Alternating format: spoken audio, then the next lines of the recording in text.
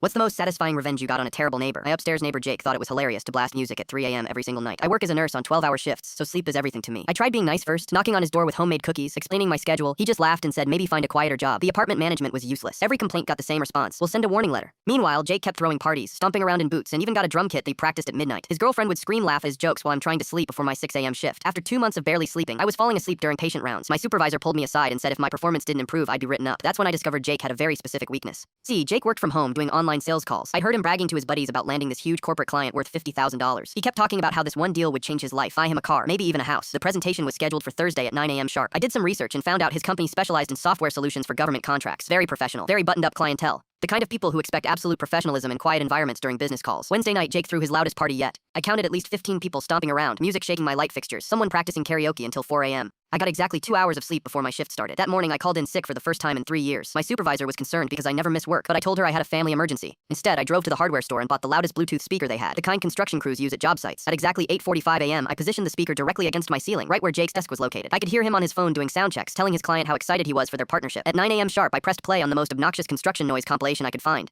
Jackhammers, power drills, cement mixers, the works. The sound was so loud my own windows were rattling. Within minutes, Jake was pounding on my door screaming that I was ruining the most important call of his career. I cracked the door open wearing my scrubs and said very sweetly, "I'm so sorry, I thought you said I should find a quieter job. I'm practicing to become a construction worker." He was turning purple with rage, begging me to stop, promising he'd never play music again. But it was too late. Through my ceiling, I could hear his phone ringing repeatedly as his client tried calling back. Then Jake made a huge mistake. He started screaming threats, saying he'd get me evicted, that he knew people who could make my life hell. He was so loud that Mrs. Peterson from down the hall came out to see what was happening. That's when I revealed my master plan. See, I hadn't just called in random construction noises. I'd also called the police non-emergency line about suspicious loud arguments and possible domestic violence upstairs. I gave them Jake's apartment number and mentioned I was concerned for everyone's safety. 20 minutes later, 2 officers showed up just as Jake was having a complete meltdown in the hallway, screaming about how I destroyed his life. They asked him to calm down and explain the situation. Here's where it gets beautiful. Jake, still furious, started ranting about his ruined business call. He mentioned the client's name and company. One of the officers perked up and said, "Wait, are you talking about the Henderson Group presentation?" Turns out the client Jake was trying to impress was actually the police department's new software vendor interview. The same department that was now standing in his doorway watching him have a complete breakdown. Officer Martinez looked at his partner and said, "Well, I guess we know why our video conference call got cut short this morning." Jake's face went completely white as he realized what had happened. His $50,000 client was literally staring at him while he screamed like a maniac in his pajamas. The officers told him they'd received multiple noise complaints about his apartment over the past 2 months. They'd been building a file. Combined with today's disturbance and the unprofessional business conduct they'd witnessed firsthand, they suggested he might want to find a new place to live. Jake tried to explain, tried to apologize, but Officer Martinez just shook his head and said, "Son, we were about to award your company a major contract. After what we've seen today, I don't think that's happening." Within a week, Jake's landlord had served him an eviction notice. Apparently, the police report combined with all my documented complaints was enough to break his lease for disturbing other tenants. As he was loading his drum kit into a moving truck, I opened my window and called down, "Hey Jake, good luck with the job hunt. Maybe try finding something quieter." His girlfriend gave me the finger, but Jake just hung his head and kept packing. I got my first full night's sleep in months that Tuesday. 8 glorious hours of silence.